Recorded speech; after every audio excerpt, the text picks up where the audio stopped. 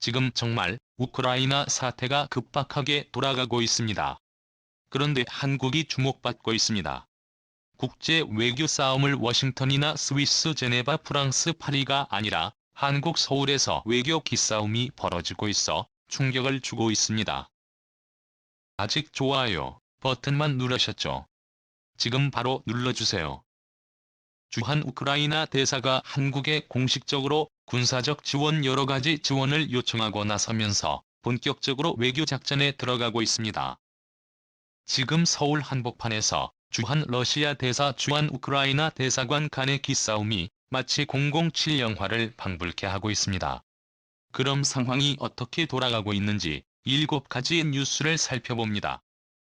첫 번째, 국제 외교 모대가 되어가는 서울 정동. 지금 서울 중구 덕수궁에 위치한 정동 일대에서 007차 전작전을 방불케 하는 국제 외교 전쟁이 한창 벌어지고 있습니다. 이곳은 덕수궁 돌담길을 따라서 주한 러시아 대사관, 주한 영국 대사관, 주한 미국 대사관, 저 하비브 하우스가 위치한 지역으로 3개월간 국외 외교 사무소가 되고 밀집해 있습니다. 러시아군이 키예프로 진입한 날 저녁 한국에 부임한 우크라이나 대사는 한국에 있는 내외신 기자들을 불러다 놓고 한국에 직접적인 도움을 호소하는 기자회견을 진행했습니다. 드미트리 포노마렌코 우크라이나 대사는 러시아의 침공으로 민간인 어린이 2명을 포함해 총 169명이 희생됐다고 전하며 한국의 기술적, 군사적, 재정적 도움이 필요하다고 말했습니다. 이어 러시아 안드레이 콜릭 주한 러시아 대사 역시 즉각 기자회견을 할 것이라고 언급하며 주한 우크라이나 대사를 견제하고 있는 상황입니다. 이에 주한 영국 대사, 주한 미국 대사는 각각 주한 우크라이나 대사를 한국어로 직접 응원하는 메시지를 내면서 한국 정동 일대가 러시아, 우크라이나, 영국, 미국의 치열한 외교 전쟁터가 되어가고 있는 상황입니다. 한국이 이러한 외교 모델로 급부상한 배경으로는 한국은 러시아와 미국, 영국 등 서방국들과 모두 관계가 좋은 상황이기 때문입니다. 한국은 러시아와 군사 한라인 개설지소 미아 협정 체결 이후 양국 국민들 간 상호 무비자 협정을 체결하여 우크라이나보다 격상된 외교 관계를 수립하고 있는 것이 사실입니다. 이뿐만 아니라 한국의 국가 GDP는 러시아의 국내 총생산을 훌쩍 넘는 규모로서 한국에서 홍보되는 외교전과 여론전은 매우 큰 영향을 줄 수밖에 없는 상황입니다. 두 번째, 중립외교 극대화되는 한국은 서방 진영에 속하고 있는 나라이지만 국력이 강해진 이후로부터 특정 국가들을 대상으로는 중립외교를 진행해왔습니다. 대표적인 나라가 러시아입니다. 러시아는 서방 세계로부터 높은 적대감을 형성하고 있는 나라입니다. 하지만 한국은 조선 후기 대한제국 시기를 거치며 러시아에 어느 정도 도움을 받았던 것이 사실입니다. 이 러시아 공사관망명 사건 등을 포함해서 일본을 견제하는 입장에서 러시아와 우호 관계가 어느 정도 있었으나 러시아의 소비에트 혁명과 한국 전쟁에 책임이 있는 국가로서 88년 서울올림픽 직전까지 악화된 관계를 맺어왔습니다. 서울올림픽 직후 러시아가 민주화된 이후로부터는 한국과 군사기술 이전 사업을 진행하며 좋은 관계를 쌓아왔으나 최근 푸틴 정권 수립 이후로부터 조지아 침공, 시리아 내전 개입에 이어 우크라이나 침공까지 이루어지면서 서방과 러시아의 관계가 악화되자 러시아와 관계가 나쁘지 않은 한국이 갑작스럽게 국제대로 외교 중심지가 되어가고 있습니다. 현재 러시아가 이용할 수 있는 외교적 창구는 오직 중립국가뿐입니다.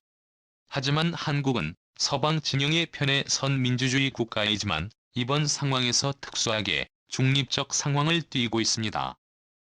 한미동맹의 입장에서 서방의 민주국가 편에 서고 있는 분명한 포지션이지만 러시아가 외교적 창구를 이용할 수 있는 나라이기 때문입니다.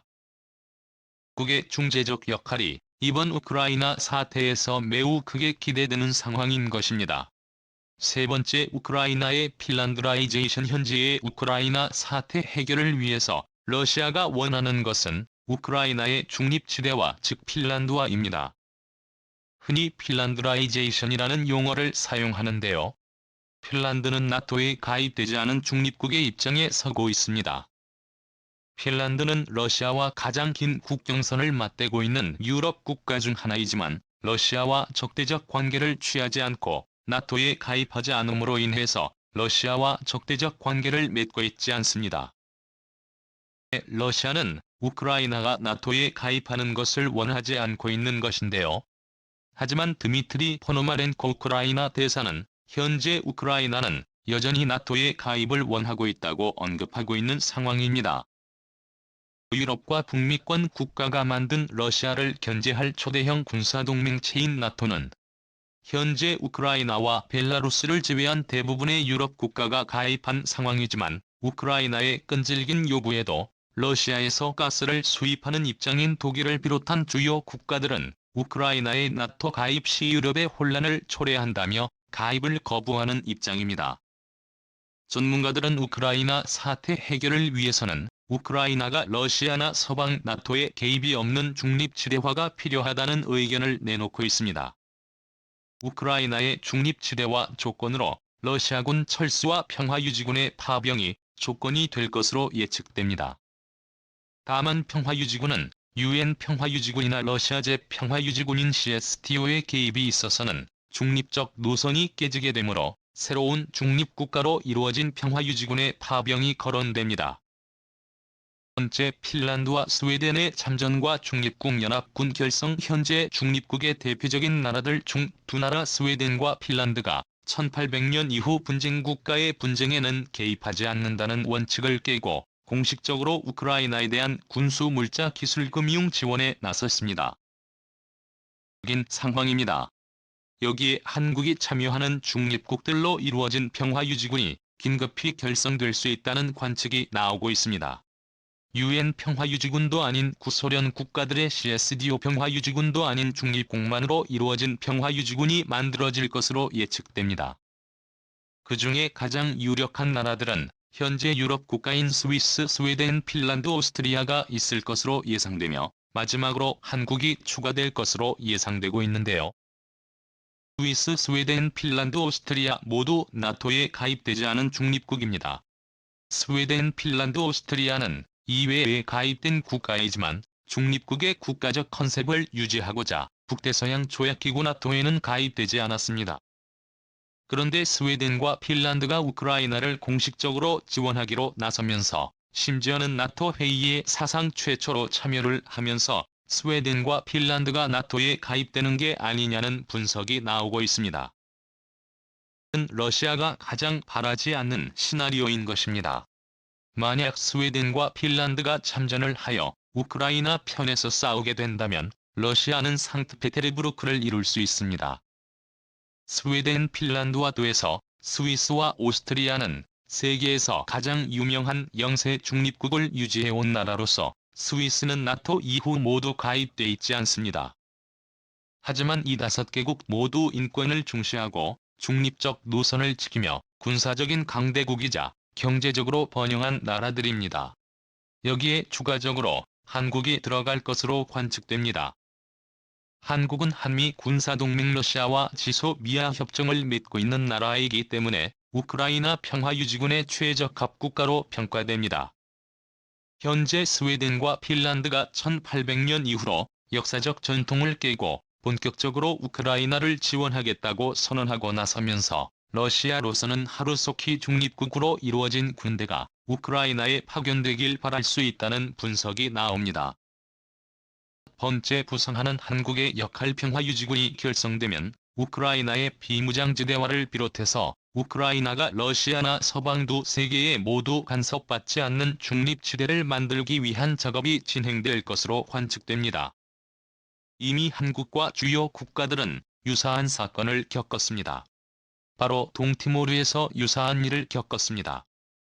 독립된 국가로 독립을 하려는 동티모르의 독립을 막기 위해서 인도네시아에서 개입을 하면서 무력 충돌이 일어나 긴급히 호주를 중심으로 한국, 일신랜드 등의 평화유지군이 파병되어 동티모르의 안정화와 평화적인 선고가 이루어지게 하여 동티모르의 완전한 독립이 이루어질 수 있도록 성공적으로 평화를 이끌어낸 바 있습니다. 당시 한국은 매우 중요한 역할을 수행했습니다. 다른 서방 국가와는 다르게 인도네시아와 호주 둘 다 좋은 관계를 유지하고 있었기 때문입니다.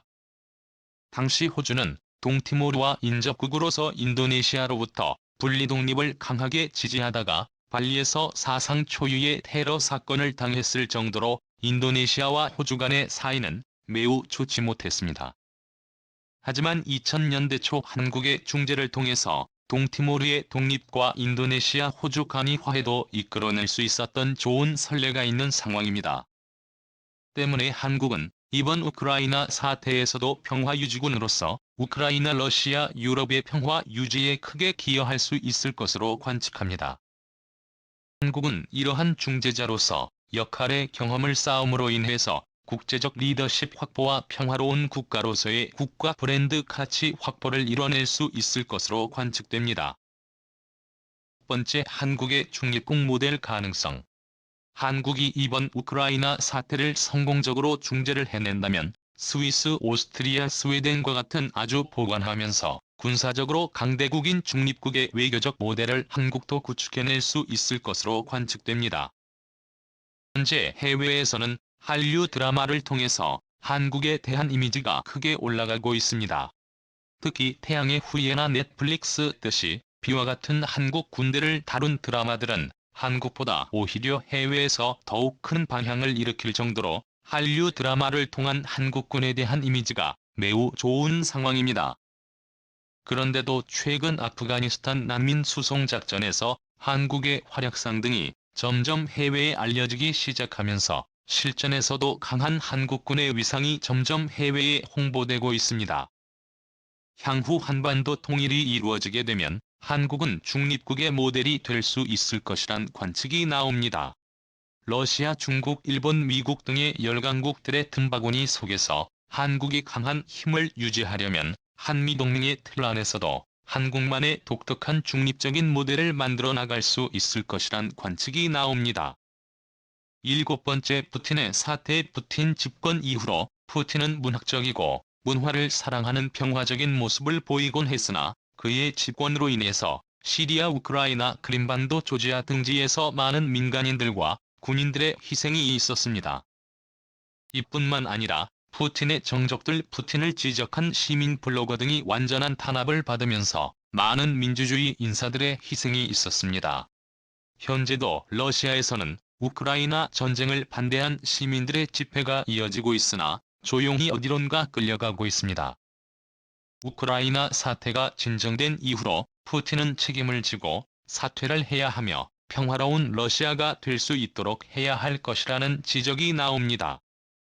이번 우크라이나 사태를 통해서 푸틴은 평범한 강대국의 지도자에서 마오쩌둥, 스탈린, 김일성, 김정일과 같은 사상 초유의 독재자의 이미지를 벗기 어려울 것으로 보입니다. 대다수의 선량한 러시아 국민들이 피해를 입지 않게 그가 스스로 물러날 것인지 귀추가 주목됩니다.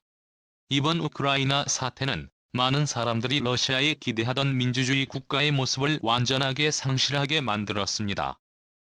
하지만 러시아에서는 아직까지 한국에 대한 호감도가 높은 상황으로 사실은 러시아가 평화적인 노선을 걸어갈 수 있도록 해야 한다는 의견이 나옵니다. 러시아가 마지막으로 서방 진영의 편에 설 수 있도록 만들 수 있는 유일한 나라는 단 한 나라 대한민국밖에 없다는 의견이 나옵니다. 시청해주셔서 감사합니다. 이거 너무 안타깝네요. 재미있게 보셨으면 좋은 의견의 댓글로 달아주세요. 하나의 댓글을 달아 주실 때마다 우리나라는 더욱 강해집니다.